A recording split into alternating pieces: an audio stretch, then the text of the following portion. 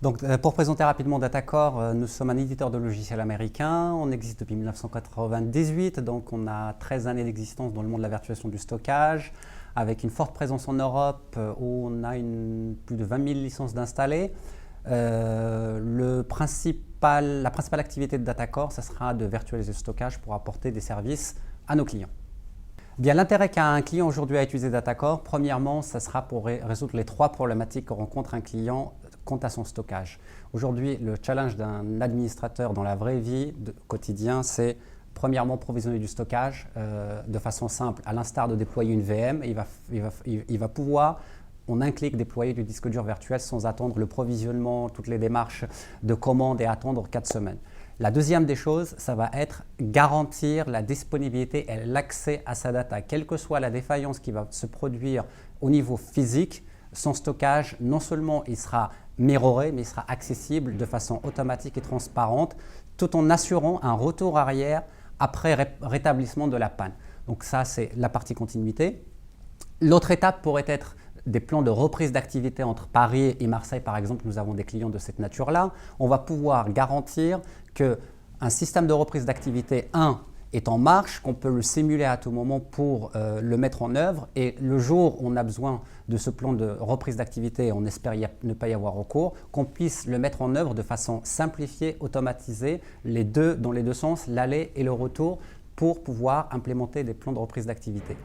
Autre service très attendu par nos clients et les DSI, ça va être la garantie de la performance d'accès. Nous nous engageons à améliorer la performance d'accès sans faire de miracle, tout simplement par des mécanismes de cache qui permettent d'améliorer le temps d'accès, parce qu'aujourd'hui, quand on a tout consolidé, le premier frein et obstacle que rencontrent nos clients, c'est la garantie de l'accès et la garantie de la performance qui est souvent mis en exergue. Donc, nous accélérons le stockage. Et ultime défi, ça va être des défis de sauvegarde continue.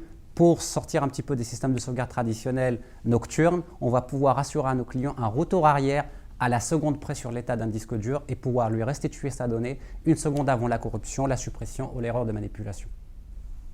Les challenges et les défis à venir pour nous en tant qu'éditeurs, ce serait aujourd'hui la plupart des clients, quand on les rencontre, quand ils pensent à la virtualisation au sens large, notamment la virtualisation de serveurs, ils vont penser VMware, Microsoft, Citrix. Maintenant, quand on pense au stockage, ils pensent souvent à du matériel. Le premier défi qu'on a aujourd'hui à relever, c'est de faire amener nos clients à appliquer cette méthode de virtualisation qui a déjà fait ses preuves pour les serveurs, à la descendre au niveau du stockage, qui est la pierre angulaire d'un système virtualisé, parce qu'auparavant, les serveurs avaient leur propre disque et tout s'exécutait localement.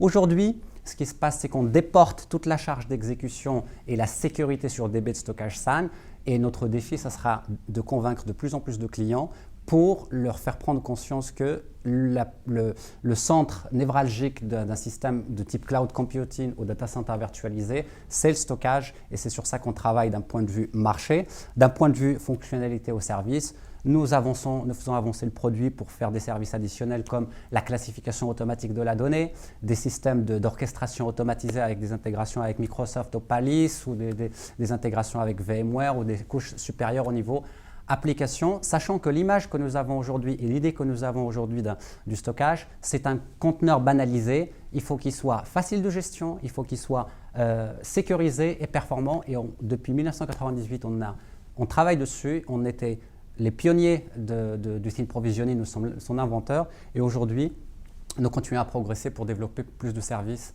de façon pérenne à nos clients.